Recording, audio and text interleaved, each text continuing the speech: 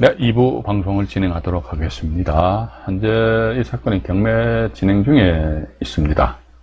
서울 동부지방법원 경매 사건이고요. 오늘 제가 화면 좀 확대를 해드릴게요.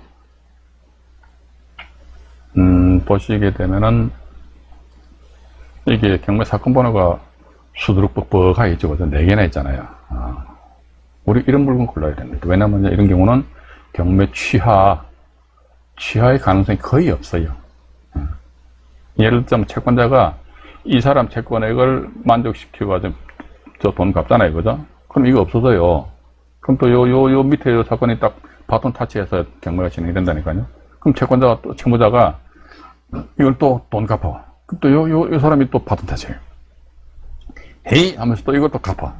마지막으로 최종적으로 요 경매 신청 한 건 이 사람이 바톤 타치해서 또 경매가 진행되기 때문에 경매 취하의 가능성이 상대적으로 낮다 했다 이렇게 보시면서요. 여권 보니까 송파구 잠실동에 리센츠 오피스텔이고요. 리센츠 오피스텔이고 지금 보시게 되면은 네 현재 경매 진행 중에 있습니다. 그러니까 11월 29일이니까 오늘 11월 29일이죠. 오늘 유찰돼 버린 유찰. 유찰되고 이제 2020년 1월 10일 날 해가지고 예정이 됐는데 그것도 참고로 여러분들한테 이런 한 말씀 드리겠습니다. 보니까 경매 정보지가 보면 말이죠. 유찰이 안 되고 낙찰이 되었음에도 불구하고 유찰되었다 이렇게 이제 간혹가다 표시되는 그런 경매 정보지가 있어요. 그래서 이제 뭐 저 같은 경우도 이제 그 전에 경매 정보지 보니까 분명히 유찰됐더라고. 근데 나중에 보니까 낙찰됐더라고. 그래서 저는 그 경매 정보지 만드는 회사에다가 나름대로 항의를 했지요. 그래서 일단 제가 말씀드린 것이 경매 정보지 믿지 말자 이거죠. 그죠? 믿지 마시고. 어쨌든 이 물건은 이제 오늘 유찰되었다는 전제 하에서 2022년 내년에 이제 1월 10일 날 해가지고 20억으로 해가지고 본 사건이 경매가 진행됩니다.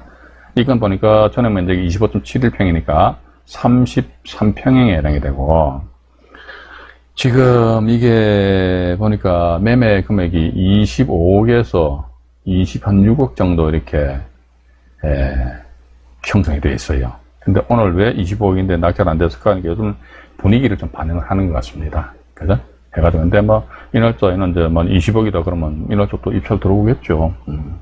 20억은 너무 세니까 그렇다 해가지고 또 인할 때 뭐 26억 선다, 아우, 짜증나. 그런 사람들이 좀 짜증나잖아요. 그죠? 어쨌든 봐가지고 이제 교육본건이 경매 진행 중에 있다들 일단 그렇게 보시고요. 일단 밑으로 잠깐 내려가 보겠습니다. 밑으로 잠깐 내려가 보니까 여기 보면은 뭐 복잡해요. 봐가지고 이게 중소기업은행입니다. 중소기업은행에서 저당권 3건 설정했잖아요. 그죠? 가압류가 이제 무익력, 잉여능력 신경 쓰지 마세요. 머리 아파. 가압류는 우선 면제권 있는데 뭐 없어요. 그래가지고 그래서 이 중소기업은행료 3건의 설정 최고액이 보니까 제가 계산해 보니까 14억 4천만 원 됩니다. 그래서 밑에 보니까 맨 먼저 강제경매 해가지고 이게 우리 카드입니다. 우리 카드. 카드 대금 7,200만 원 같으면 엄청 많이 연체됐네. 그죠? 법인 카드인가요? 어쨌든 봐가지고 그러니까 우리 카드에서만 이게 강제경매 신청했단 말이죠. 그죠? 이렇게 하게 되면요, 나머지 뒤에 다른 어떤 경매 신청권자가 없어요. 경매 신청권자가 없다 하더라도 법원에서, 아까 제가 칠판에서 일부에서 말씀드렸습니다. 어떻게? 법원에서는 우리 카드에다가, 해가지고 나름대로 어떤 매수 통지서를 발송하고 이렇게 할 수도 있단 말이죠. 그죠? 할 수도 있는데, 그런데 밑에 보시게 되면 또 여기 또 하나 있는 임의경매 해가지고요. 임의경매. 이 중에 이게 중소기업은행입니다. 이 사람들이 경매 신청했어요. 7억 5천만 5백만 원 받으려고. 그래서 이 최선순위, 이렇듯이 우리가요, 최선순위의 저당권자가 경매 신청하였다 하더라. 이랬을 경우는 좀 무익료에 해당될 여지가 전혀 없어요. 무익료 신경 쓰지 마시고, 이게, 우리는 이런 게 있습니다. 경매 정보지를 보시니까 최선순위 저당권입니다. 최선순위 건저당권자가 경매 신청했다. 이게. 그러면은, 첫 번째 뭐다? 첫 번째 무익료에 해당이 안 된다. 이거지. 여기 지금 제가 적어놨습니다. 14억 4천만 원이잖아요. 그죠? 이 물건이 그럴 리는 없겠지만, 만약 한 1억에 낙찰된다 할지라도요, 중소기업은행에서, 그래, 누구는 1억 받으면 말 거야. 이게 무익료에 해당이 안 돼요. 제가 무익료 관련해서는 누구를 위한 규정이다. 경매 신청권자가 중소기업은행이잖아요. 경매 신청권자를 위한 규정이 아니라니까요. 민지법 102조가. 그럼 누구를 위한 규정이지? 경매 신청권자보다 먼저 앞서 우선 변제권을 가진 사람. 근데 이 사건에 있어서는요, 경매 신청권자인 중소기업은행, 물론 이제 우리 카드에서 경매 신청했습니다만은 1순위 저당권자, 1, 2, 3순위죠. 저당권자가 경매 신청했다. 이 사람들보다 먼저 앞서 우선 변제권을 가진 권리자가 있다 없다? 없잖아요. 없어요. 없으면은 그때는 봐가 이상 자기네 채권회가 뭐 1억을 받든 1,000만 원을 받든 법원에서 전혀 신경 안 쓴다 이게. 너희들이 답답하면 경매를 취하를 시켜라 이거죠. 그죠? 경매를 취하를 시켜라. 근데 그렇지 않고 세워라 내워라 놔둔다면 그 법원에서 놔둬버립니다. 이런 경우는 무익료와는 전혀 관계가 없다. 다시 한 번 더 말씀드립니다. 무익료 같은 경우는 경매 신청권자를 위한 규정이 아닙니다. 경매 신청권자보다 먼저 앞서 우선 변제권이에요. 앞서 우선 변제권을 가진 권리자들을 지위를 보호해주기 위한 규정이더라. 일단 그렇게 보시고요. 근데 보니까 중소기업은행에서 또 경매를 하나 더 집어넣었어요. 밑으로 좀 내려가 볼게요. 밑으로 내려가 보면요. 여기 보면은 경매가 강제경매, 임의경매, 강제경매가 또 지분이 들어왔고, 이게 또 임의경매가 중자 들어왔잖아요. 이 중소기업은행입니다. 임의경매가 이게 또 중소기업은행이잖아요. 아니, 중소기업은행에서 한번 경매 신청했으면 됐지. 왜 또 경매 신청하냐, 이게. 이 사람들 보니까요, 요건 7억 5,500에 4억 정도 되잖아요. 그죠? 요거 두 개 다 합치니까 한 11억 정도 됩니다. 앞서 중소기업은행의 설정 최고액 보니까 14억 4천 정도 된단 말이죠. 근데 7억 5,500만 원으로 하시면은 나머지 또, 4억 700만 원 있으면 이걸 또, 확장해서 배당을 받으면 되지 않느냐. 이거 안 됩니다. 확장 신청은 안 돼요. 아주 옛날에는요, 제가, 회사 다닐 때 1980년대 때, 아주 참, 진짜 옛날이죠, 그죠? 80년대 때니까. 그때는 그런 편법을 썼어요. 뭐냐면요, 채권자가 채무자한테 받을 금액이 한 10억 정도 됩니다. 그럼 청구액을 얼마로 한다더라? 한 돈 1,000만 원 정도 해버려요. 왜 그러느냐 하니까 청구 금액에 따라가지고요, 경매 진행하려면 경매 예납금을 내야 되거든요. 경매 비용을. 그것도 어바웃입니다. 정확하게 딱 떨어진 게 없어요. 얼마 정도 내요. 해가지고 또 만약에 경매 진행하다가 경매 진행 비용이 모자라면 또 이제 법원에서 또 날라와요.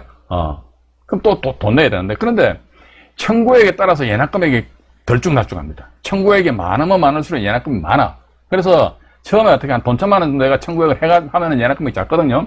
이 상태에서 경매를 진행시켜서 누가 낙찰 되잖아요. 그럼 그때 가서 나중에, 사실은요, 우리 채권액이 얼마에 10억이에요. 이게 확장 청구입니다.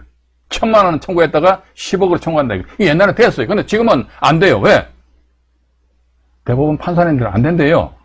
그 이유가 뭔데 그거 좀 몰라요. 판사님들이, 공부 엄청 많이 하신 분들이 이거 안 된다고 그러니까 안 되는 거 아닙니까? 그렇기 때문에 중소기업은행에서는 처음에 7억 5,500 했다.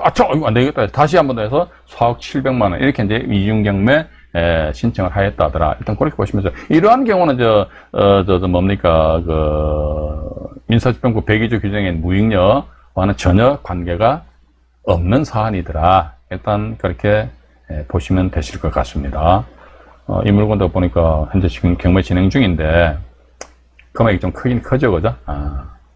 이것도 관심 있으신 분들은 내년 1월 10일 날 해가지고, 서울 동부지방법원입니다. 동부지방법원 경매법정 가셔가지고요, 20억이 딱 써요. 20억 써와요. 그래서 입찰, 보증금 봉투 안에다, 해서 좀 실수해가지고 금액을 적게 넣을 수도 있겠죠. 사람이 실수할 수도 있잖아요. 뭐가지고. 돈 세알리다 보니까 단돈 10,000원짜리 하나라도 좀 적게 들어갈 수도 있는 거 아닙니까? 제가 이렇게 하라고 말씀드리는 거 아니에요. 실수할 수도 있으니까. 그런 실수를 한번 해보시라니까. 입찰표도 한번 써보시고, 그죠? 그렇게 하셔가지고, 진짜 이거, 나는 20억이다 그러면 입찰 보증금 2억이거든요. 그죠? 크잖아요. 10%니까. 근데 2억 있어. 그럼 2억 해가지고 입찰 한번 해보세요. 봐가지고. 근데 20억에 낙찰 받으면, 아싸! 현재 이게 25억, 26억이 거래되고 있으니까, 아싸! 이렇게 되는 거 아닙니까? 전 그렇게 보고 있습니다.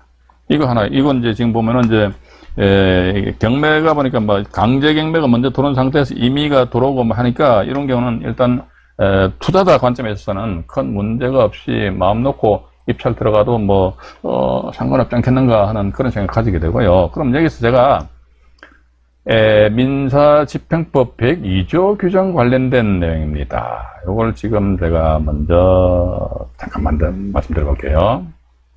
이 민사집행법 102조입니다. 남을 가망이 없을 경우에 경매 취소 이렇게 나와 있네요.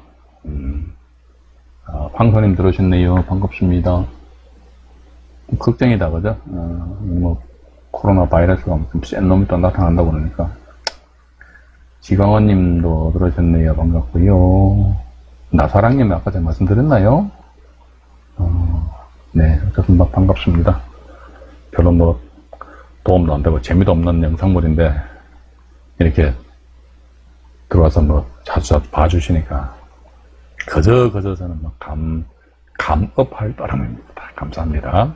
1항이거든요. 민사집행부 102지 1항인데 여기 보시게 되면요. 법원은 이렇게 나와 있잖아요. 법원은 최저 매각 금액으로, 이 최저 매각 금액이 1차 기일날 최저 매각 금액, 2차 기일날 최저 매각 금액, 이렇게 나오잖아요. 최저 매각 금액으로 압류 채권자의 채권에 우선하는, 자, 압류 채권자, 이 사람 압류 채권자 경매 신청권자거든요. 경매 신청권자의 채권에 우선한대요, 우선하는. 이게 좀 표현이 애매해요. 이게 보면 부동산의 모든 부담과 이게 절차 비용이 경매 비용이에요.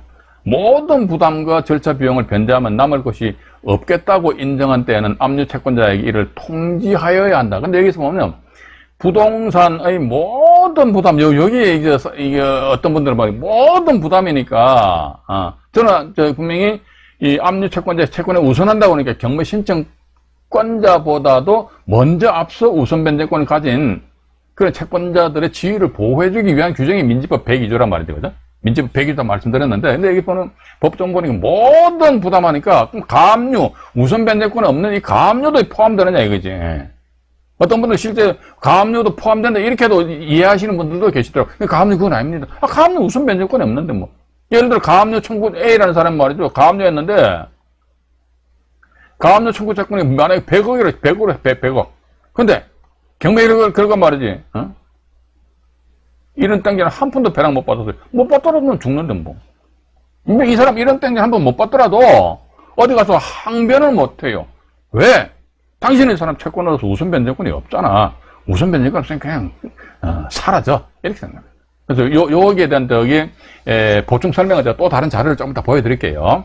압류권자에게 통지를 한다 그러니까 매수 통지하라 이게지. 잉여 있는 금액으로 매수 통지하라. 일단 그렇게 나와 있고 또 2항을 보면요. 여기 나와 있네요. 압류 채권자가 이 법원에서 통지를 하거든요. 압류 채권자가 1항의 통지를 받은 날부터 일주입니다. 일주일 안에 잉여 있는 금액입니다. 1항의 부담과 비용을 변제하고 남을 만한 가격을 정하여 잉여 있는 금액이에요. 그 가격에 맞는 매수 신고를 안 했어요. 매수 신고 안 했다 이거지. 매수 신고를 안 해야 했던 법원은 뭐다 이게?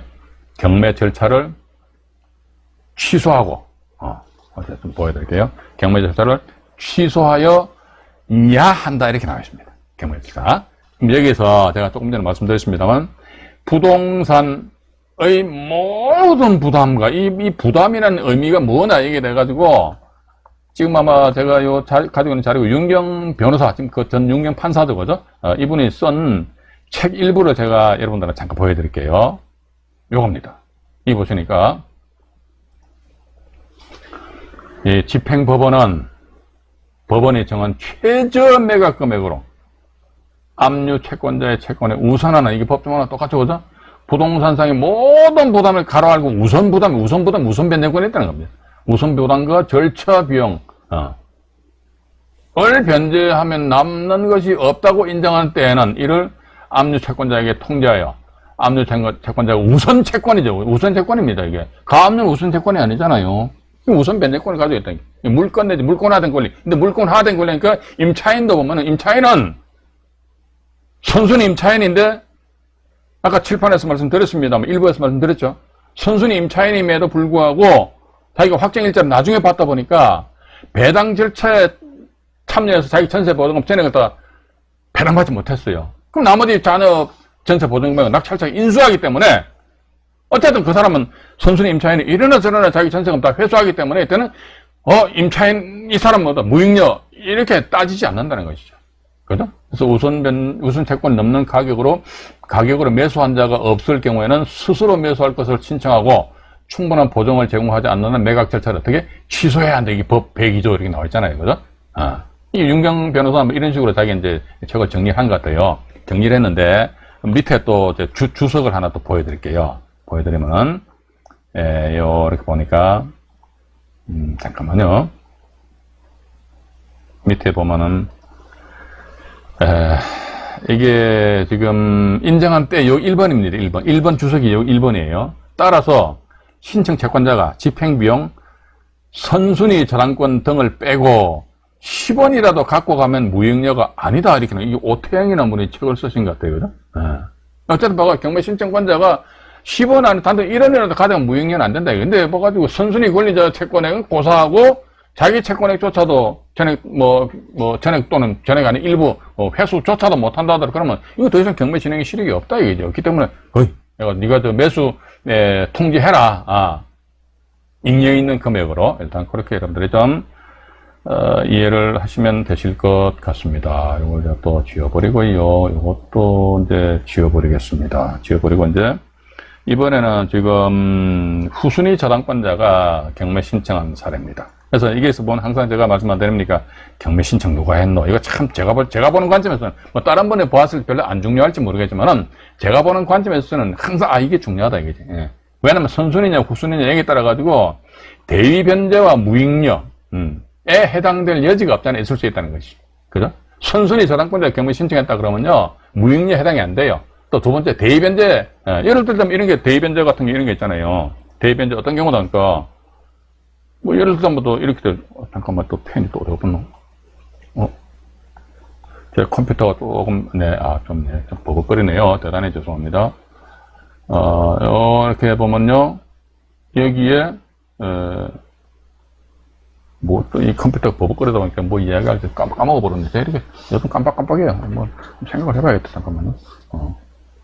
선순위에 저당권이 있는 상태에서 이거 이제 좀 생각 좀 대단히 죄송합니다. 조금 전에 제 컴퓨터 잠깐 깜빡했어요. 그래서 생각나면 제가 말씀드릴게요. 이렇게 죄송합니다. 옛날에는 안 그랬는데 요즘 까먹을수록 또 깜빡깜빡하는 것 같아요.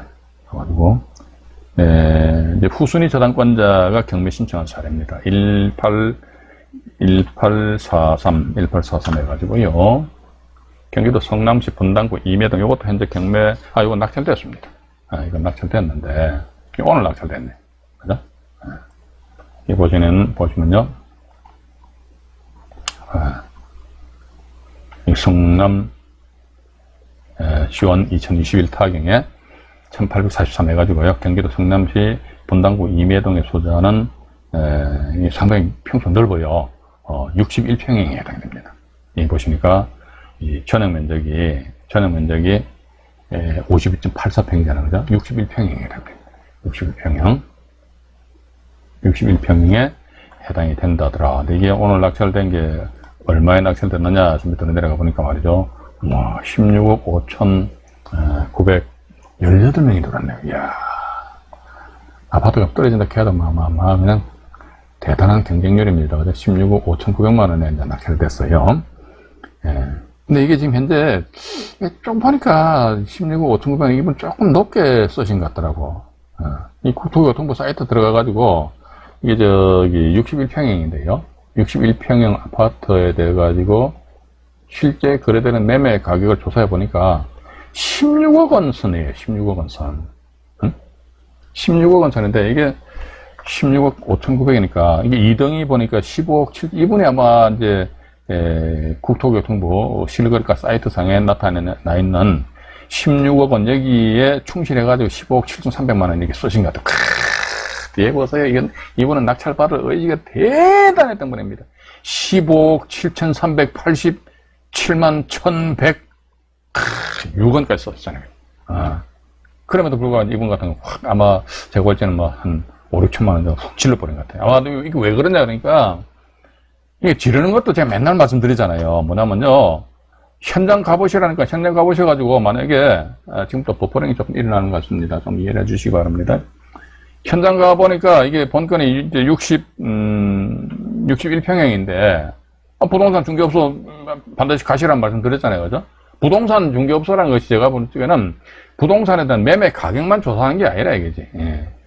가격만 조사하는 게 아니지. 매물이 많이 있는지 없는지 말이 그것도 조사해보고 혹시도 모르잖아요. 본건 같은 경우는 저기, 뭐, 1014동에 뭐 15층 돼 있는데, 혹시 이거 경매 나온 거 아세요? 그럼 이분 혹시 이 소유자 아세요? 이렇게 뭐, 지나가는 시간 물어보시라니까요.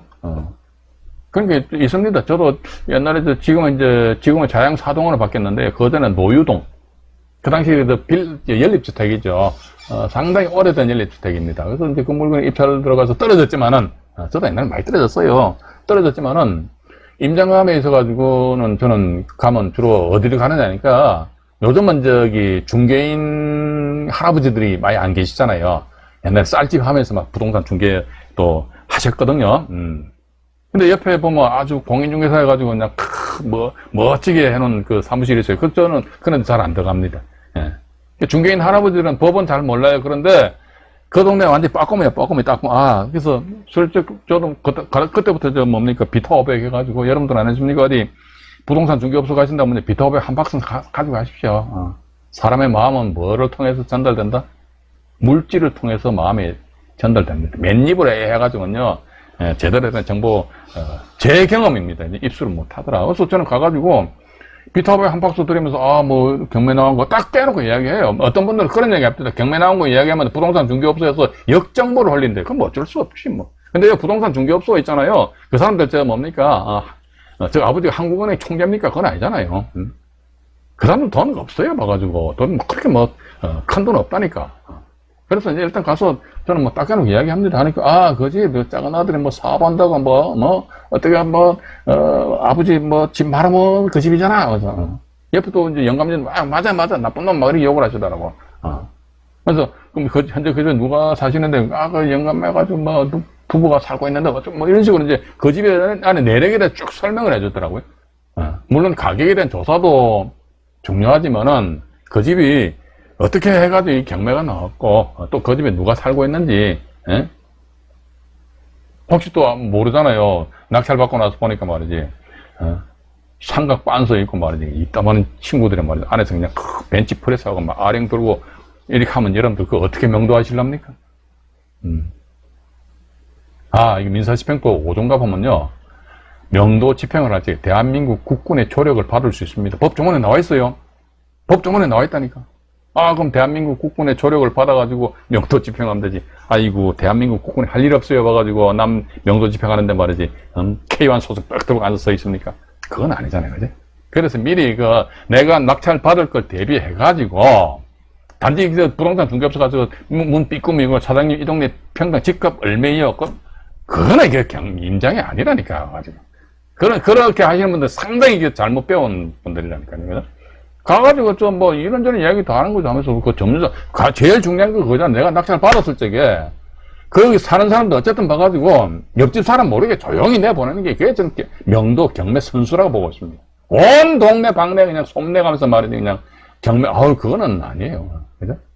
그래서 누가 살고 있는지, 뭐 했는지, 자양동 얘기도 말이죠. 저도 몰랐습니다. 제 집사람이 자양동 여기서 부동산만 20년째 하고 있다 말씀드렸잖아요. 언젠가 이야기하더라고요. 여보, 왜? 저 집 빌라 반지하 있잖아. 그래. 또 처녀가 목 매달아 자살했대, 집안에서. 그거 우리가 어떻게 알 수 있습니까? 알 수 있는 방법이 있어요? 우리는 단지 경매 정보지에서 물건만 선택해서 현장 가는데 그 집에 가서 뭐 엄독 자살했는데 목을 매달아 자살했는지 그거 알 방법이 있다, 없다? 없잖아요, 없어. 그죠? 그렇기 때문에 그런 부동산 내막을 확실하게 알기 위해서 뭐다. 아이고, 사장님, 아이고. 그거 가가지고 뭐, 아줌마, 뭐, 그렇게 이야기하는 말이야. 그러니까 무식한 표현이야. 요즘 보면 거기다 공인중개사들이 여성분들이잖아요. 그죠? 근데 어떤 무식한 사람들은, 아줌마, 이 동네 집값 없네. 확, 그냥 내 동생만 같으면 깃방맹이를 확 날리고 싶은 그런 사람들 참 버르장머리 없는 사람들 많아요, 봐가지고. 아이고, 소장님, 오는 말이 고야, 가는 말이 고고. 그죠? 말 한마디에, 천냥빚을 갚습니까? 말 것잖아요. 옛말 틀린 거 하나도 없어요. 그죠? 또 사설이 이렇게 길었습니다. 대단히 죄송합니다. 어쨌든 이 건 같은 경우는 밑으로 잠깐 내려가 보니까 말이죠. 이 건 같은 경우는 지금 보시게 되면은, 건전한권자, 이게 국민은행 같네요. 법인 같은데, 이순희 전환권자가, 경매 신청 누가 했노? 이 사람이 했잖아요. 그죠?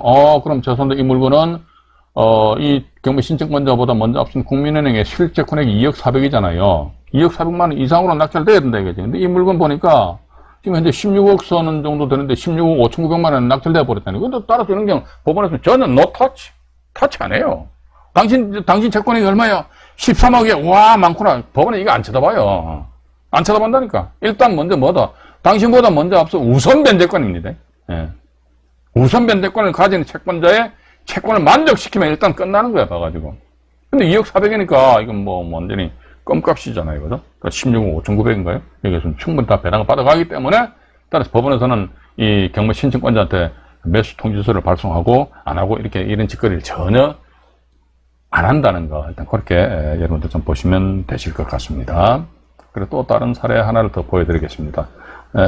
요건 지금 보니까 이제 성남 지원 사건인데요. 역시 이건 이제 경매 진행 중인 것 같습니다. 지금 이제 2024경이 낙찰됐나 모르겠네요. 잠깐만요.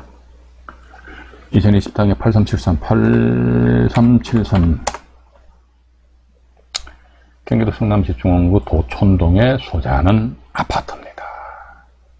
아파트인데 이게 이건 보니까 49평형입니다. 이게 이게 경매 진행 중이네요. 여기 보시면은 성남지원에서 2024경에 8,373호 해가지고 경기도 성남시 중원구 도촌동에 소재하는 휴먼시아 섬마을 이렇게 나와 있고, 여기 보시면은 이제 전용 면적이 꽤 넓죠. 40.14평인가 통칭 49평형으로 불려집니다. 입찰 35일 전이고요. 내년 1월 3일, 1월 3일 날 만에 첫날이네. 저 6억 3,700만 원에서 경매가 이제 진행되거든요. 근데 이게 국토교통부 그 실거래가 사이트상의 매매 금액이 잘못된 건지 모르겠는데, 여기 지금 현재 보면, 이 본건은, 청수가, 보시면은 이제 여기 좀 축소를 해서 볼게요. 전체 청수가, 어디 갔군? 여기 보시게 되면 전체 청수가 15층입니다. 15층 중에서 10층에 해당이 되거든요. 15층 중에서 10층에 해당이 된다. 그리고 또 이게 이제, 여기 49평형이 현재 보면은 매매 금액입니다. 최근에 거래된 매매 금액이 10억, 물론 몇 건이 있다 보니 10억 플러스 알파가 됩니다. 10억 플러스 알파가 되는데 이게 10층이란 말이에요. 10층이고. 근데 오늘 보니까 최저가격이 9억 1천만 원이었단 말이죠. 근데 수원지방법원 관내 물건 같은 경우는 1회 유찰에 따른 저감률이 30%잖아요. 그죠? 그러니까 30% 깎아줬으니까 6억 3,700만 원이에요. 그럼 이날짜 본건이 경매 취하가 되지 않는 이상은 이날짜 또 이제 말 그대로 속된 표현으로 박 터지겠지요. 막 들어오는 거야. 들어가자면 10억대 쓰는 사람들 분명히 나타날 겁니다. 이것도 시험 여러분들 공부하시는 분들 해가지고요. 성남 지원 한번 가셔가지고 6억 3,700만 원 딱 써요. 써가지고 6,370만 원인가요? 이탈 보증 딱 써셔가지고 낙찰되면 싸죠. 네, 낙찰 안 돼요. 아파트 같은 거 낙찰받기 정말로 어려워요. 네? 진짜 하나 낙찰받으면 제가 볼 때는 잘하는 사람들, 기업체 다니는 분들 연봉 한다니까요. 그것도 지역에 따라가지고 저쪽 지방 말고 서울 수도권 같은 경우는 그 정도 하지 않겠느냐 하는 그런 생각을 가지면서 밑으로 잠깐 내려가 볼게요. 여기 보면은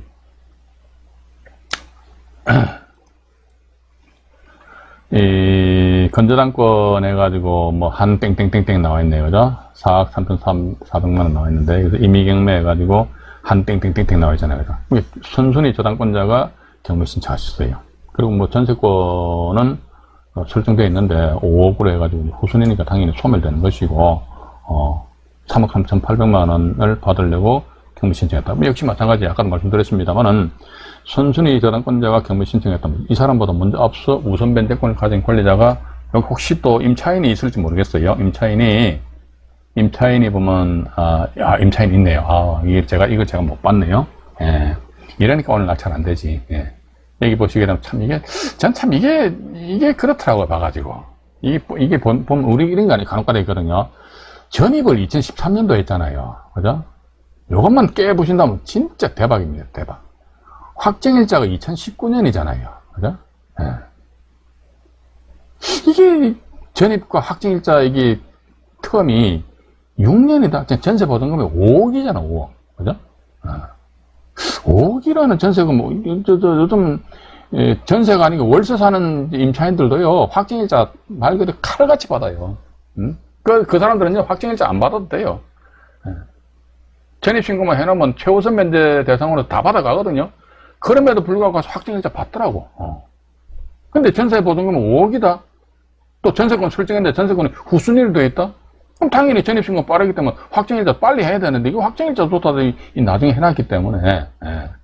그래서 이게, 전 이런 게 가능할까 보면 대항력이 뭐 있다, 뭐 일단 그렇게 나와 있네요. 5억이라는 금액. 그러면 우리 투자자 관점에서는, 이건 아마 제가 아까 말씀드리기에 이제, 잠깐 이 대항력 있는 차이는 못 봤습니다. 못 봤는데, 요건 같은 경우는 이제, 매매 금액이 한 10억 정도 되니까, 만약 5억을 인수한다 셈치고, 5억 미만으로 해가지고 입찰 들어가는 수법에 아마 이 날짜도 입찰 들어가면 안 되고요. 30%또 저감되면은 6억 3,700만 원이잖아요. 그죠? 여기서 곱하기 0.7 하게 되면은 3차 매각 기일 날 최저 매각 금액이 4억 4,590만 원.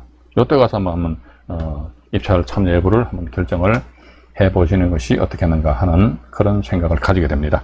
하고요. 또 지금 제가 나머지는 제3자가 강제격리 신청한 경우가 있고요. 또 임차인이 또 강제격리 신청한 그런 경우가 있습니다. 여기에 대해서 임차인이 강제격리 신청했는데 임차권 등기를 하는 경우도 있고, 그럼 임차권 등기의 양식이 어떻게 되어 있으며, 또 보니까 경매 사건에 있어서 임차인이 강제격리 신청하였는데 보니까 조세 채권과 근로자 임금 채권이 있다더라. 조세 채권과 근로자 임금 채권은요, 생생경매 교재에 나와 있는 그걸 가지고 여러분들에게 다음 시간에 말씀드릴게요.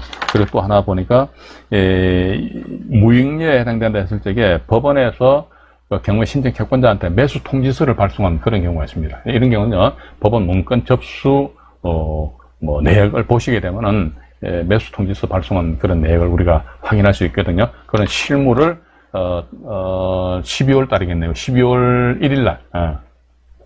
오늘은 11월 29일이죠. 11월 29일이고 12월 1일이네요. 12월 1일 날 다시 만나 뵙고 말씀을 드리도록 하겠습니다. 오늘은 여기까지 방송을 진행하도록 하겠습니다. 방송 시청하시느라고요, 대단히 수고하셨고요.